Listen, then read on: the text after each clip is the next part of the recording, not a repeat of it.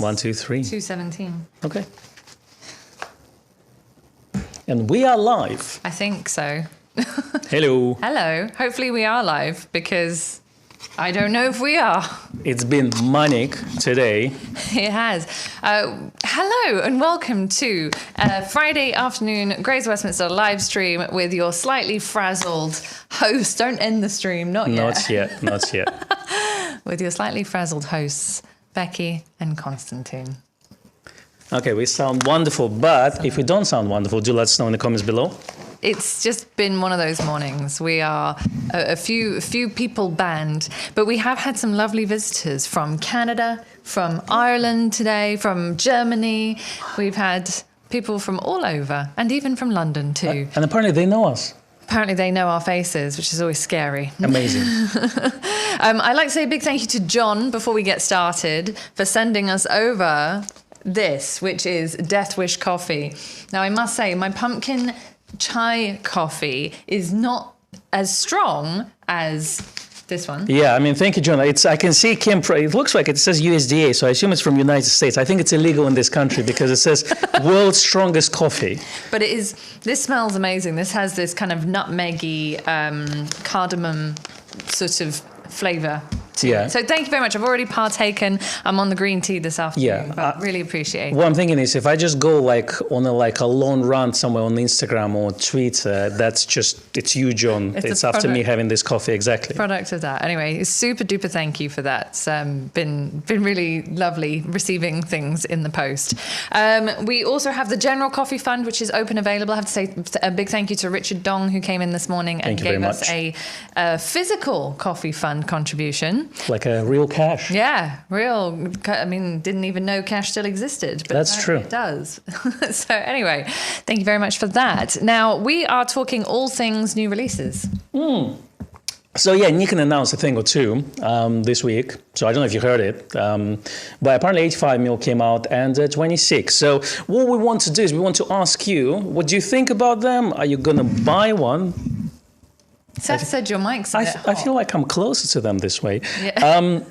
So you're going to buy one. Are you planning to use one? Or are you going to stick to, let's say, I don't know, 85 AIS that you already have or something like this? So we want to hear your opinions. We do. So some YouTubers like Seth, hi Seth, in the chat here, have already put the 85mm in their hands. They have touched it with their fingertips. I know. I mean, Nikon USA marketing department is doing a wonderful job.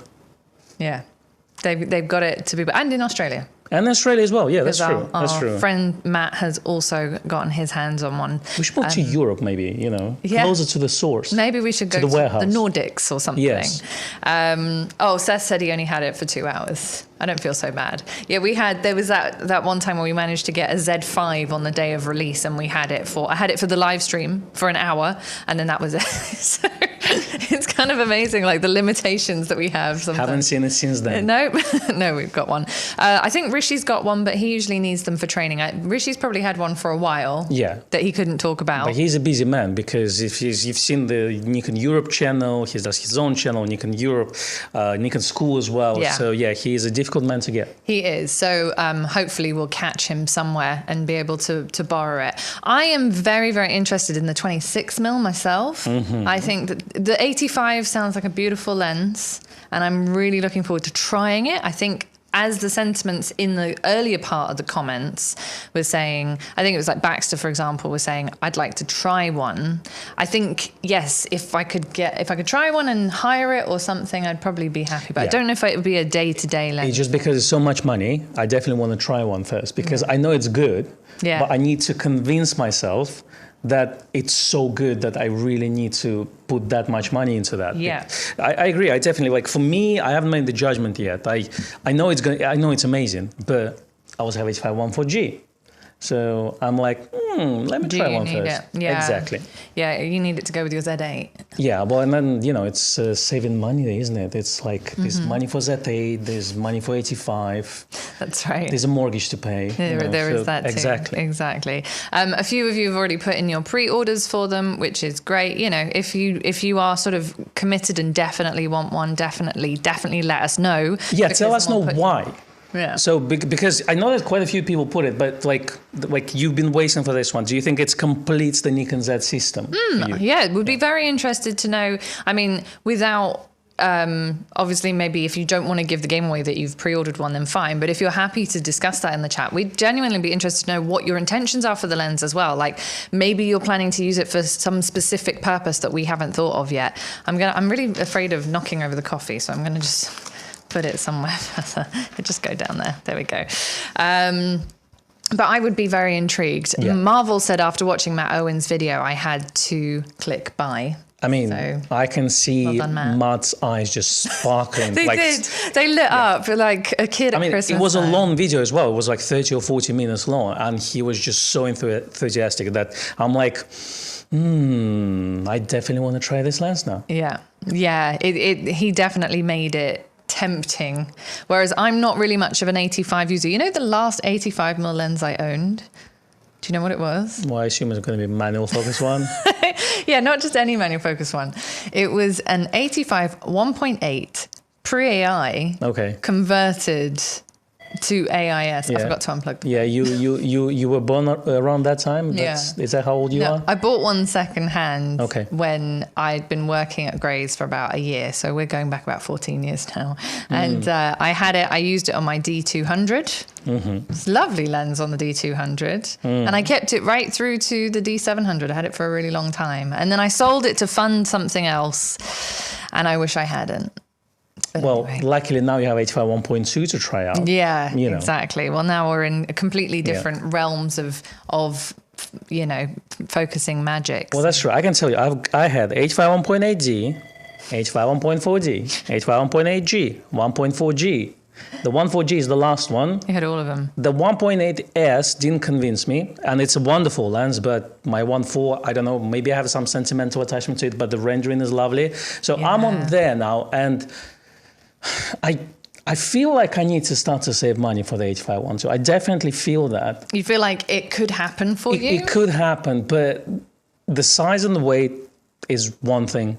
You know, it's what, 1,100 grams. You add the hood on top of it, it's going to be big and heavy. That's one of those things where I feel like even if I've got 1.2, I may still have 1.4G to just get it where I want to be a little bit more portable. Yeah. You know.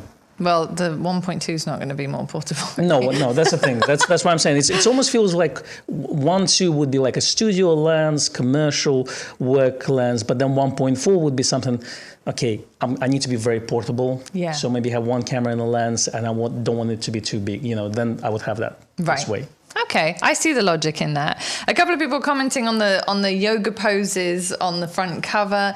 Whenever there's a new announcement, we usually get a kind of array of emotions that are released. Some people are so thrilled to pieces. Others are like, oh, it wasn't what I wanted, da-da-da. So we allow this. This is a group therapy session. We allow you to come here, and it's a safe place for you to air your thoughts, concerns, grievances, or even to say how delighted you are, as a lot of people have. And that's why I didn't put the group therapy in there. No, so because this I is a nice release. Exactly. I think overall is a very positive release, and people were waiting for this lens to come out, especially 85. Yeah. So for me, it definitely feels like, okay, we now have this Pro 85. So a lot of portrait photographers, studio photographers, wedding guys will do that. But one interesting thing that what I've noticed is we generally got used to portrait lenses to be slow in terms of autofocus speed. Yeah, well, that's been the trend in recent times, hasn't it? Yeah, and then this one, paired with fast camera like Z9, it's incredible. I mean, you don't get 100% keepers, let's say if you're shooting at high frame rate, but the keepers rate is very high, which is incredible. Again, look at Matt Irwin's video. He does this, person walk, what we call catwalk, especially, if you're photographing somewhere like fashion show or something. Someone moving towards you. Shooting at 1.2 at such a limited depth of field and getting the focus right is incredible achievement. So, I didn't think of that because I'm more kind of caring about the rendering and the bokeh and all that. So, by having that, it's incredible because, you can get 7200, 2.8, that would be the top choice, but it doesn't allow to shoot at 1.4, 1.2. No.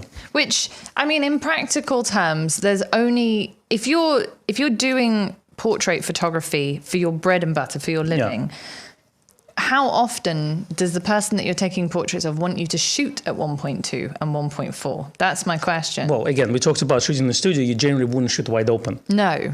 So for a lot of people, like what I'm saying right now is not just only my opinion, but I've kind of monitored the Nikon Reddit group and also Facebook groups. So a lot of people say, well, for studio work, I don't really need 1.2 lens. I just don't need that.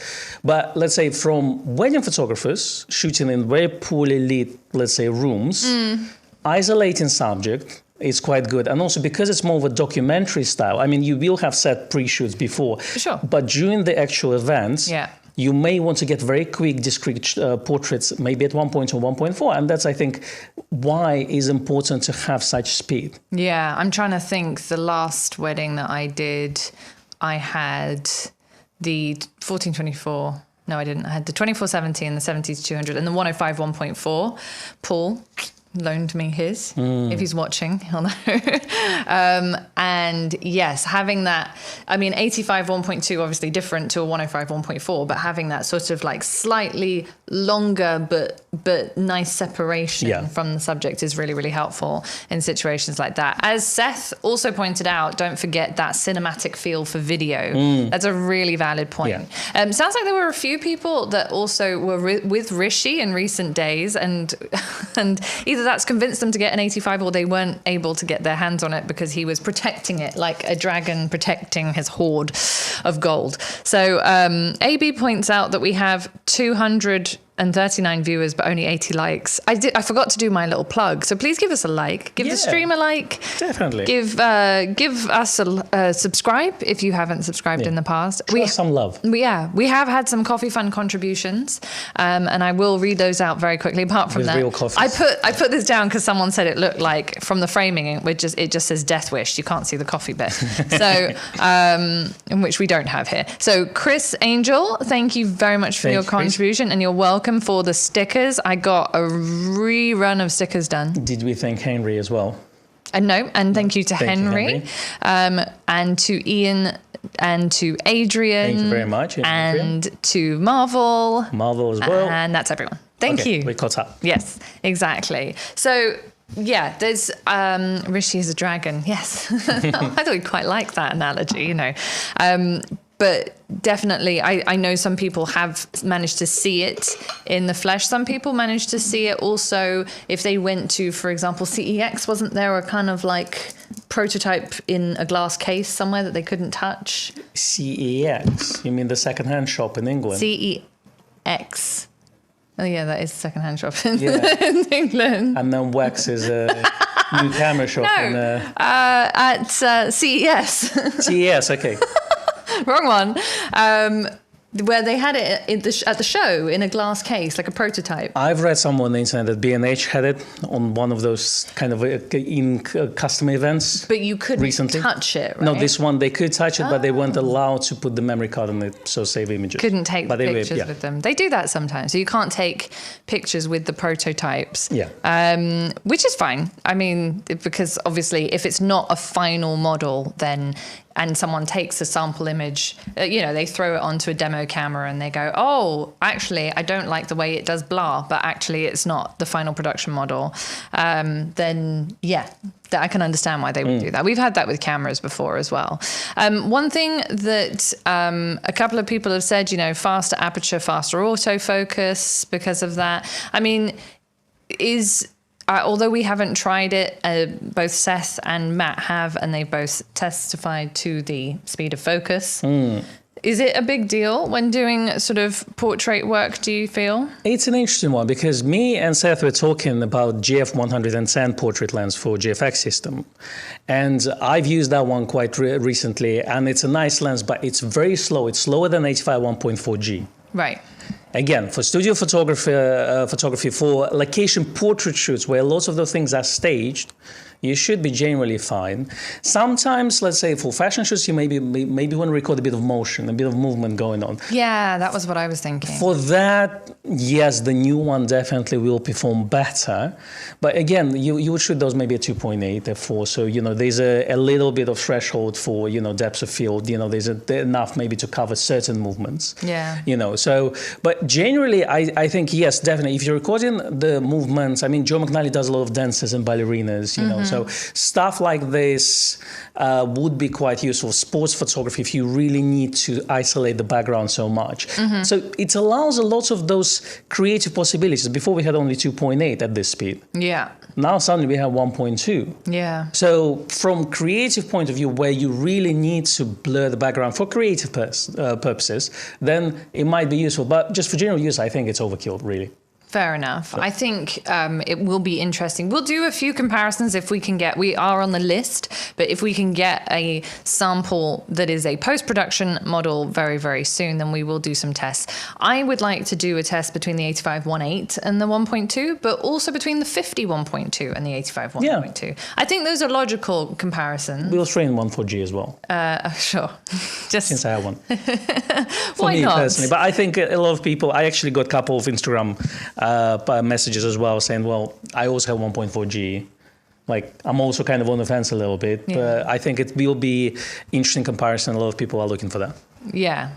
Andrew asked, when is the 35 1.2 out or due out? So are we feeling that they might do that? Because I think 135 being on the silhouetted roadmap is most likely to be one of the next announcements, don't you? I think so. It's a difficult one because, 35-1.4G is not considered to be the sharpest. I love that lens. It's a character lens. I love it for the fact that it's not the sharpest lens in the world. It doesn't have to be. Yeah. It is sharp, don't get me wrong. But when you're looking at the sort of outer thirds of the frame, it falls off quite a bit. But that just, I think, enhances its beauty. So I think the sharpness enthusiasts are probably waiting for that. Right. But again, it's probably going to be chunky. I think, well, I'm just thinking about the size. It's probably going to be slightly smaller than 51. So that's my guess, because generally the wide angle lens is a bit smaller. Yeah, I mean, the 51.2 is a big lens. Yeah. If you imagine carrying all of those in your... So what's your guess, this year or next year? Just, we speculate, we don't have any indication on that. Are we talking, sorry, 35 or 135? Yeah, 35, 35, I think, would or was be it 135 question? Well, the question was, when's the 35 due out? Yeah. And my thinking was that the next prime that we would see is the 135. Yeah, and that would be 1.8 probably as well, because they had f2, again, they're going for the wider aperture. Yeah. So it seems like 1.8. And if you, again, imagine Sigma 135-1.8, it's a chunky lens. So we assume that Nikon one is going to be around that size at least. Yeah.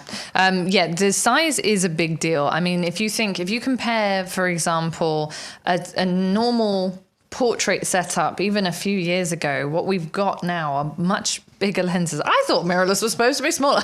Well, that's the thing. It's an interesting one, because yes, we like the whole idea of getting into mirrorless was making everything smaller. Yeah. Now it seems like that Nikon went the opposite, and they said, no, we're actually going to... It's small. Yeah. I mean, those lenses are really kind of no-compromise lenses. So you go in for the size just to achieve that performance. For sure. So in terms of this, I guess... Well, again, from the point of enthusiasts, you probably want to get smaller equipment. From the point of professionals, you don't really look at the size and weight that much, because you want to get the ultimate performance. That's something that may separate you from the rest of the crowd. I personally think that your style of photography would be the main kind of separator from everyone else. Okay. But, it looks like Nikon went, okay, well, you bought Z9. It's a chunky camera. I'm sure you won't mind to put 51 to 85-1.2 on that. No, and if you think the lenses that have come out since the Z9 came out have all been big lenses, save for the 17 to 28. I don't think anything else has come out since then. And the 26 pancake, which we're going to talk about in a minute, actually. But I think, unless anyone has any other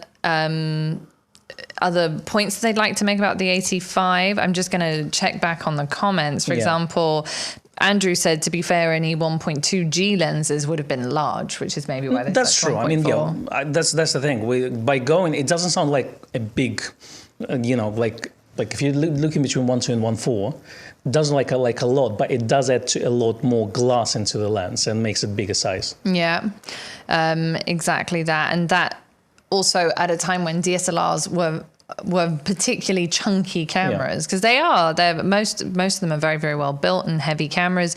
And then we got sort of tempted into the Z system by these lightweight Z6, Z7 smaller bodies. And then the Z9 came. Bait and switch, huh? Right, exactly.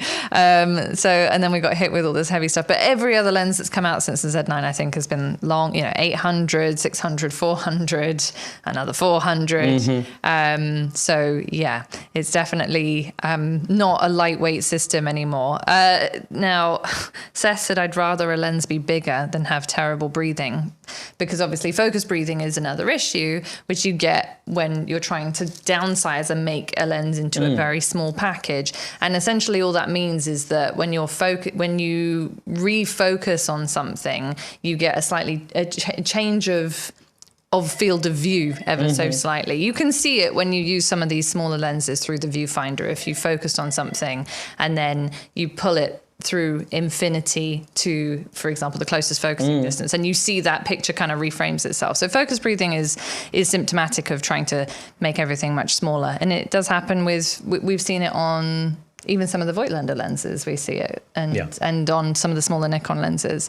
I have to say, before I miss them, thank you to Mini535 for your contribution to the Coffee Fund, and thank you to Gary, who said, so happy to get my Z9 back from Repair Center for the mount recall issue. Huge call out to them for an 8-day turnaround. That's good. The service. It is fast usually, like really. So don't panic if you're still waiting for yours to be called back. And if you think about it, it's probably at least 4 days just shipping. Yeah, exactly. So they did it really, really fast. And thank you to Jeremy for your contribution to the Coffee Fund. Gary says, still shoot my 51.2 AIS. Big up to Gary. Do people say that anymore? 55 1.2 AI is shout out. So you shout out, yeah, exactly. No, but I still use my 55 1.2. I absolutely love it. It's nice. It's wide open. It's soft as anything, but with extra purple fringes thrown in on top. Dreamy effect, but that's kind of what you're going for. Yeah, me and Becky discovered a new phrase yesterday that we're going to use now all the time. It's called bucket loads of purple fringing. Yeah, bucket loads. I say bucket loads or bucketfuls, either way. Yeah. It was a lot. There was a lot of purple fringing going on, and I could not very easily edit it out. I'll tell you that. There's a lens we were reviewing yesterday. We won't tell you what it was. Not yet. You'll have to keep an eye out. It was an 85 or 26. Yeah. You'll see it in a while anyway, when we get round to it. So 26 mil. So Yo Photo Dude said, we have smaller lighter lenses like the 40 f2 and 26 Pancake. 2470 f4 is the quality of a 2.8 in a much more compact fashion. I love the f4. I know that you're the 2.8 camp on the 2470. But you can't deny that the 2470 f4 is a great lens. It's superb. Like for me, I was raving about it, and then I got 2.8 because you need to have 2.8 in your life in general. So, but f4, we still filming on f4. We're not filming on 2.8 on location because it just makes the whole thing quite big and heavy, and the gimbal doesn't like it that very much. Yeah, exactly. So we stick to the f4, and honestly, every out in the field review video that we've done probably in the last year has been done with that setup. Obviously, there were some much earlier on where we were doing it. We were actually shooting on the iPhone, right? Yeah. I mean, we can tell you that we've also filmed on 24-200, and it's not a very good option for video work. It's fine, but it's just, it doesn't give you that same look that you get with the 2470 f4. We do sometimes, when we're not on the gimbal, do the 2.8. Yeah, so we're right now we're filming on 2.8. When we're filming from different location, also stationary, it's on 2470 2.8. Yeah, so, but anyway, 2470 f4 is a fantastic lens, and I'm really, really looking forward to seeing how the 26 mil looks. We have, I will read out these comments in a second, but anyway, we have put our names down for a review sample of the 26. I'd be interested to know what you think we should pit it against. My obvious choice is the 28. That one. Like 2.8. 24. 28 2.8 Z lens, because that's probably the closest thing to it. But what else? What else could we pit it against? Because I think it should it should be compared with other lenses in the range. 28-1.4 f mount. Just throw that one. There's a 24-1.8 as well. The S, is it S? It is an S. Yeah, it is an S primes. The Z lens. So we can also test with that. So we've got a 24 1.8, 26 2.8, 28 2.8. There's a big price difference between those. But yes, that's true. But the general consensus on the internet, people were surprised by two things. The price, which a lot of people assume the lens is going to be cheaper, but they were also surprised how good the image quality is. So because when we talk pancakes, we generally don't expect lenses to perform really well. So we assume it's going to be something, not that expensive, aka 28 or 40 mil that Nikon made, Yeah. So, but, you're getting the size, you're not going to expect the image quality as well. So, but this one, it's on expensive size, but the build quality is better, and the image quality is surprisingly really, really good. Yeah, so we're looking forward to that. Nigel said, want 26 mil. Mixed feelings about the price, wish it was cheaper. But on the other hand, the price shows Nikon is definitely not treating it as a novelty lens. Want it in conjunction with a Z50. So this is another point. Yeah, it's expensive as an APS-C lens. It's not an APS-C lens, obviously. But if you use it on one of these DX cameras, then it becomes quite expensive because the lens is the same price as the camera almost if you paired it with a Z30 or something. But it's a nice option to put it on a Z50 or what is that the good question? Sure, go for it. All right. For what it is, Yeah, but yes, that's fine. We can qualify that question. Con's going to do a poll. Interactivity. Baxter said everyone knows that shed is the correct term for larger quantities as opposed to bucket. Shed's even bigger, so shed loads as opposed to bucketfuls. Interesting. Yes, maybe we'll use that on our next time. It's got shed loads of. As a writer, I always ask Becky for synonyms. Yeah, and then I forget how to use words.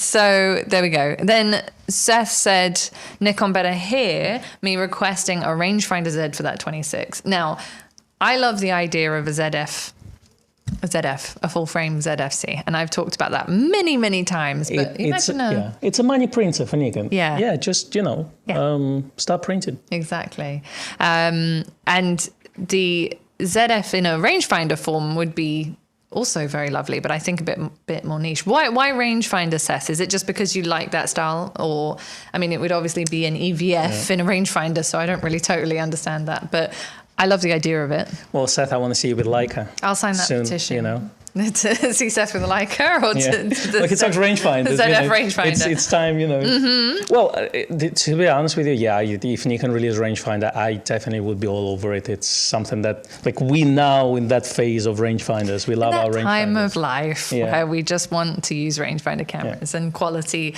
character lenses. And yes. Thank you to Henry for your contribution to the coffee fund. Thank you very, very much for that. Roy says a tiny 26mm would be good to throw in the back of the bag as a backup, but not at that price. Now, I think that, so we reviewed the 18mm APS-C body cap lens. Yeah. And I'm kind of looking a little bit like this is a very expensive premium version. It's a luxury, definitely, but also with a huge image quality step up. Yeah, but the concept being that you would keep it on your camera basically all the time, and then when you want to use something different, you just take it off. I like the fact that it's got that lovely lens hood that does not make the lens any deeper. Not so keen on the fact that it's not internal focusing. I think that's a bit of a shame. Yeah, that's an interesting one, actually. Yeah, it extends, aka like 50 macro lens.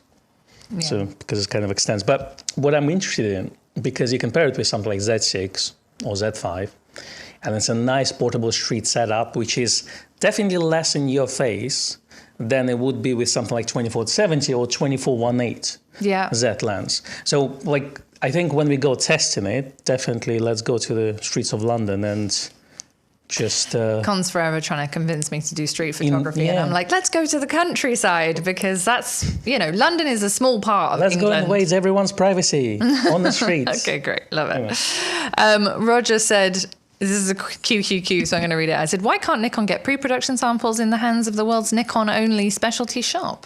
Come on, Nikon, show Grace some love. Yeah, we'll leave it at that. No, I will answer. The answer to that is that Nikon don't view us as a marketing, like press. Yeah. They don't view us as press. They view us as a shop. And if other shops are not going to get pre-production models, then we're not going to get pre-production models. I'm not saying it's right. I'm just saying that that's the reasoning behind it. Whereas if we were if we just did this full time and we didn't run a shop, then we'd probably get pre-production samples. And we also consider it to be a small channel. So if you look at, let's say, other dealers, they have more subscribers. So we're not, talking about the content per se, but they do consider the amount of subscribers. So if you haven't subscribed to our channel yet, all that helps for us to get the goodies first. Yeah, it does. And you do look at, like, we obviously observe what other bigger channels are doing. But ultimately, we have this amazing audience that engage with us every single week. And it makes all the difference, So thank you for being here is what I'm saying. Exactly. And I think that's why it's important for Nikon to send stuff here, just because then we actually have people who engage and look for the reviews and they interested in a brand for many, many years.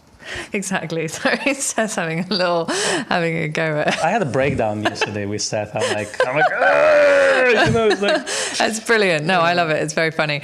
Christoph said maybe when you hit 1 million subscribers, maybe. One day. Well, 100K would help as well. Yeah. I mean, to be honest with you, we had 70K, even 20K, we're going to get little steps at a time. Yeah, we're doing all right. But we have room to grow, that for sure. Just before you go, so we're going to go through that question. So do you find Z26 f2.2 expensive? 64% people find it is a bit too expensive. 36% find it's reasonably priced. So, but it's actually not I think it's all right. Like I would say maybe 399 for me would be more attractive price. But, I was thinking it was going to start off at 450. So I wasn't too far off, but that was my impression. So when I saw that the price was 529, that's in the UK, probably the same in pounds and in euros and dollars anyway. It's cheaper in dollars, but they don't have the tax thingy. I mean, it's added on top. Right. Okay. Yeah, but it's 499 in United States ex tax, and it's 529 including 20% tax in the UK. Yeah. So Craig said, you've got to remember that the 26 will be on sale periodically for very likely about $400. And yes, I will pay Nikon extra dollars for that metal mount. This is a key point. Yeah. It's not...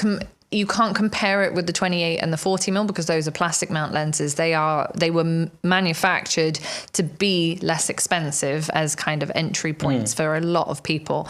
Whereas this is, as you said, a bit more of a kind of luxury item. It's a metal mount. Yeah. It's hopefully, from what I've seen from the image samples, very, very impressive. I mean, from another point of view is I really have no idea about manufacturing, especially in volume, but if you throw in a metal mount on the 28 and charge extra 50 quid for it, I don't think it's costing £50 to manufacture a metal mount for the lens, but I would pay for it. So yeah, exactly. Baxter said there is a gap for a full frame rangefinder with autofocus because Leica have manual focus and Fuji have APS-C, so there is a gap. Yes, Leica M11 in the United Kingdom costs £7,500. So this is all you need to know. So there's a gap between 0 and 7,500. It's very simple. So even if you come out at £4,000. How much is the Fuji X100? This one is about, I think, 1,500, but it's out of stock. 1,500, that's right. But it's not a rangefinder, it's a point and shoot. It's a luxury point and shoot. It's true. Yeah, it is true. It's not really a rangefinder, but it's got that aesthetic. It's got that aesthetic, looks like a rangefinder, but it's not manual focus. It's not the same. It's a different approach of shooting things. Yeah. Okay. Fell said one of the reasons why many people use Leicas and Fuji is because of the aesthetics. If Nikon made a beautiful ZF, it would be a hit with street photographers. Yep. But we need other cameras first, lol. Yeah. We need a Z8 or whatever else. Well, there's a reason why a ZFC sells really well. Mm-hmm. And we know quite a few people who are not using DX cameras bought a black ZFC. Just because it looks pretty. Yeah, it looks nice. Exactly. So I actually skipped around on the comments a little bit. Graham said something that I was thinking, which was that the 26 reminds him of the 45 2.8 pancake lens. And price-wise, I was going to say that's very much the case, because the 45 2.8p, which came out, it was a metal lens, has the electronic contacts, so it can be used, even though it's a manual focus lens, it can be used in aperture priority, etc., with more modern cameras. It came out with the FM3A, and they did a small number of black versions, and they did a larger number of chrome versions. And it was actually put together as a kit with the FM3A back in like 2001 or something, between the year 2000 and 2003. I had the silver one. You had the silver one? Yeah, paid 20 quid for it. Wow, that is, they're like £500, so that's amazing. Yep. Did someone sell it to you not knowing what it was? It was brand new. They just didn't know what it was. Like, here's a little lens, it's so small. It was Nikon UK. Oh, really? Yeah. Amazing. Anyway. Good old days. Those are the good old days. I want that price for Z9. Yeah, exactly. Don't know what this is. We don't need it anymore. No, you want £20. it. Yeah. So the 26 does remind me of that very, very much. And I think that in terms of, luxury, yes, but not so luxury that it's like only a luxury item. Well, look, it's just if you wanted the 28 2.8, but you were disappointed that it didn't have a metal mount, then this is a good alternative. So you pay double and you get this, It's not double. Well, it's 529 and 28 in UK, what, 270? Yeah, it's about. Yeah. I know, it's 309, but that's maybe the special edition, because I'm getting then confused the normal now. one is cheaper. Yeah. So almost double, yeah. But I like 28. I mean, you're not blind. Like, we had 28 f2.8D. Fantastic lens. It's not going to win any awards, as we always say. So it's a, like, I would say, good performance lens. It's not exceptional, but it's good for what it does. Yeah. And it's nice and compact. And I do like those 40 and 28 pancakes. We need more lenses priced around that kind of mark, without them being too cheap, like, and plasticky. Because I think 28, it doesn't look like the same as 16-50. It doesn't look like a kit lens, if you see what I mean. No, it doesn't. It doesn't. Yeah. I don't think feels better. Yeah, I was going to say, I don't think it will feel like one either. For sure. I'm sorry. I wanted to read a comment that I can't find now. Okay, Vahan. Hi, Vahan. Said Constantine. Yes. Small channel, but you guys are growing fast. Thank you. Keep doing what you're doing, guys. Thank you. Yes, we're working on it. We are indeed. Yeah. Me and you, we're going to probably continue shooting 85 1.4G. Exactly. Forever and ever. Until one day where we buy 1.2S. Yeah. Yo Photo Dude suggested the 404.5 is a great street lens. Yeah. You're so far away the subject can't see you. At 26 you have to be quite obvious. I was thinking the other day, like, is it a street photography if you use long telephoto lenses to pick on people? Because pick on people. Yeah, like, what I'm thinking, like, okay, so 28 to 35 is considered street photography, which means you have to be physically very close to the subject. But also, it's not really a portraiture per se, it also shows the environment and the person. So good street photography is not just the person's face, it's what is surrounding it, what's happening in the background. So all this fits. Once we start to use a long lens, maybe 400 is overkill a little bit, but let's say we start to use something like 70-200 for street photography. Is it a street photography or not? That's kind of the question I had for myself. Well, I remember when the Nikon school was still a thing, like a place, a physical location that you could go to, and we used to do staff training. I remember when the 300PF first came out, and talking of, like, we talked about stock shortages and stuff. 300PF was out of stock in most of the world for like a year after it came out. I remember that. Yeah. And we got a demo because the staff that were there at the time had a sample model to try. How genius. And I did street photography with the 300 f4.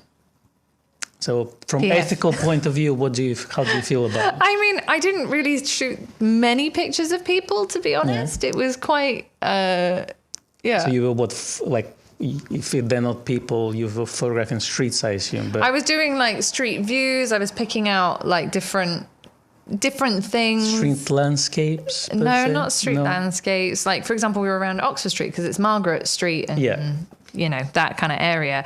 And it was around a time when there was lots of bunting. Well, I don't remember what was being celebrated at the time, but, I could pick out details on the streets. I could pick out, someone sitting on a bus top, for example, and stuff like that. And okay, maybe I think that qualifies as street photography.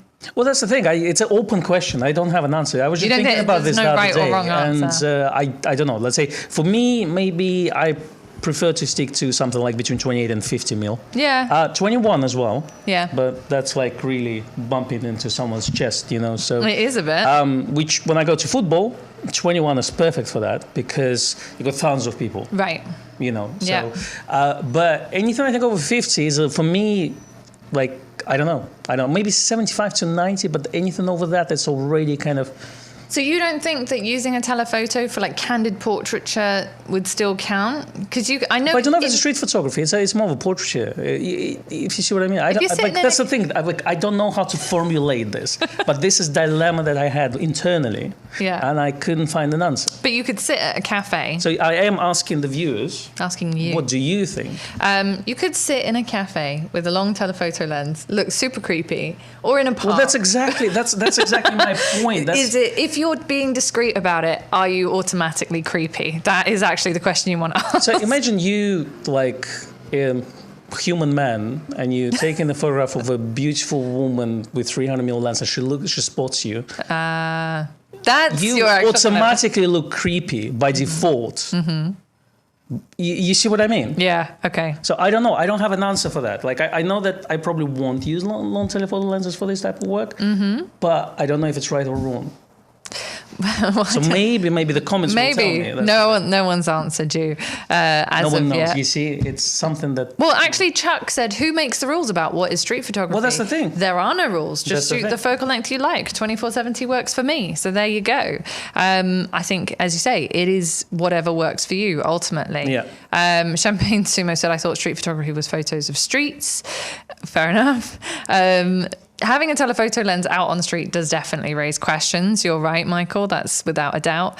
And then he also said, what qualifies as street versus stalking? It depends. If you're following one person around with a long telephoto lens, that's creepy. If you're just taking the opportunity to take pictures of people at random on the street, that's fine. Anyway, I'm going to change the subject. Yeah, back to lenses. Yeah, well, actually, what I wanted to say was someone. Oh gosh, I keep losing these comments here because there's a lot of them. Yeah, well, go on. While you're looking at that, 26 is definitely a fantastic street photography lens. It's nice and wide. You can be fairly close. Potentially, I don't know. You can even set it to manual focus if you want to. Yeah. And use the hyperfocal distance. Yeah.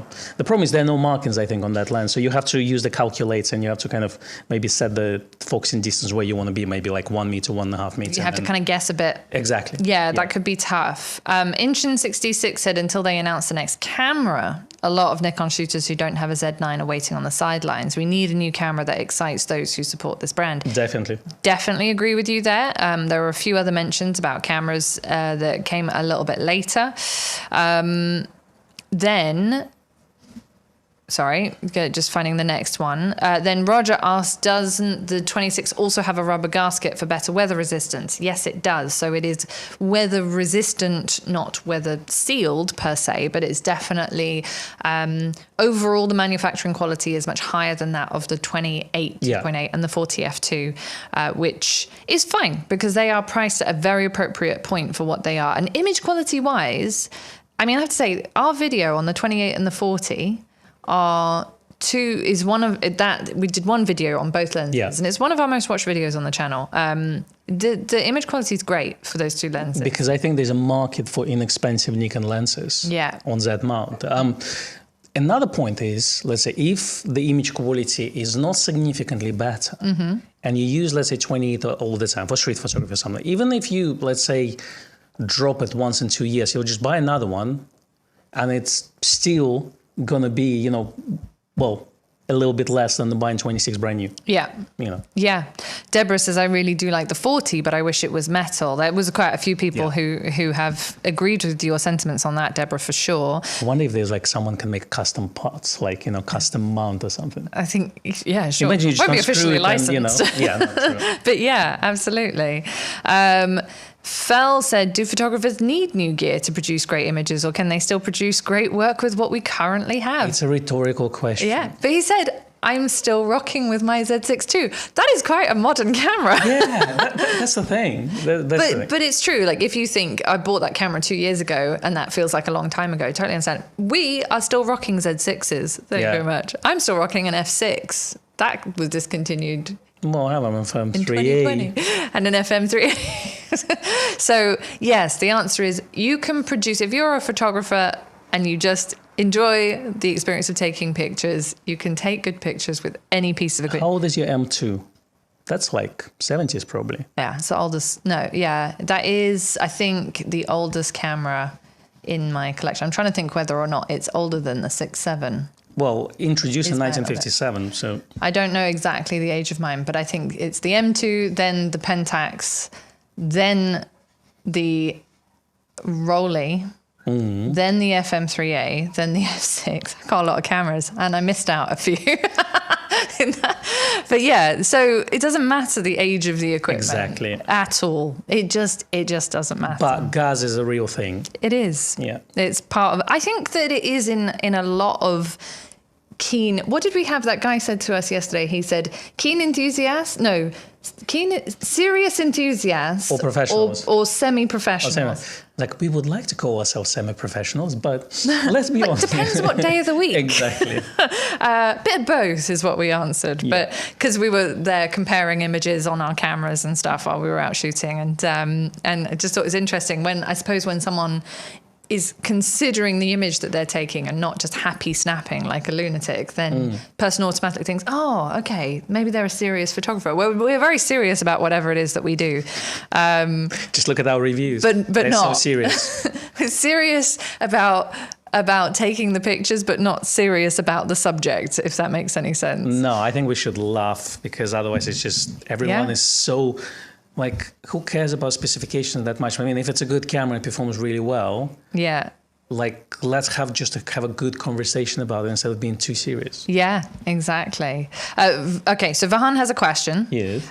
He said, I would love to know Becky and Con's take on the almighty 200 f2 VR2. It is almighty. It's one of those top ones, 200, 105, 14, 105-25 as well. Yeah, there's some magical lenses, and that is one of them. He said, is this lens the king of portraits? And will we see a Z200 1.8 at half the weight?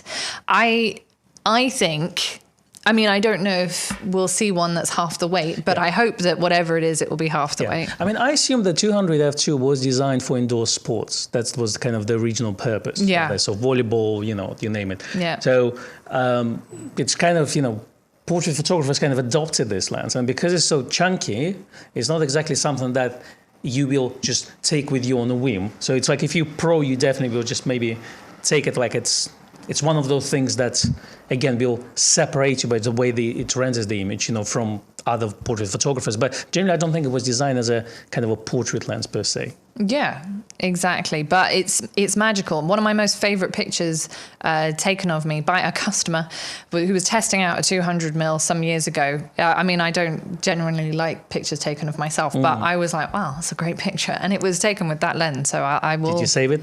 Yeah. He was like, it's yours. Have it, Didn't charge you for this? No. In exchange for letting him test out the lens, I got a free portrait. It's got time for print, TFT. Shot outside the shop, but anyway. So someone was mentioning that the 26mm focusing was quite loud. Seth said that he hadn't heard it. Quite a few of you are mentioning the cameras that you're using. For example, David, the drunk wedding photographer, said still rocking the F5 with 80s lenses for paid work. That I know a lot of people who are using film cameras for paid work from eons back. He also said, I miss the days when people would just let you let you pay nothing to take stuff off their hands, like picking up an F3 for $5 or I think that's brilliant. I mean, if you would come back in time, buy all this film equipment for peanuts. I would have kept my grandfather's film cameras. He had Nikons that, I mean, they weren't big. They were like F65s and stuff, but I would have hung on to those because still great cameras. Right. And then we have sorry, I'm trying to find the latest. Marcus is saying, still like my D750 and D500. I think there's absolutely nothing wrong with that. And as Seth said, a spec you can never put on paper is feel. So you can list all the specifications, but how does it feel in the hands? It's a really important question. And I think that's the beauty of Nikon's Z mirrorless system, that when they introduced it, a lot of people touched the camera and said, yes, it feels like my DSLR or my film camera. Like it's a Nikon. Yeah. Straight away. It wasn't a completely new system, that it didn't feel like the brand that you've used before. Yes. Yeah. Roy points out waist level finders are less intimidating. And actually, that's something that I'm missing with both of my film cameras, because you can't change the heads on the FM3A or the F6 to get a waist level finder. I thought you've got F3 as well, no? No. Okay. I did consider it at one point, though. I don't know. Waist level finders for me, it's a medium format. I don't know why. Because that's what I used for. I can definitely see that. Thank you, Paul, for your contribution to the coffee fund. Really appreciate that. I hope I didn't miss anyone. I'm just going to scroll back really quick. Wow, that's a lot of comments. We said thank you to Henry, didn't we? So yes, we're all up to date. Thank you, Henry. Well, second time actually. Again.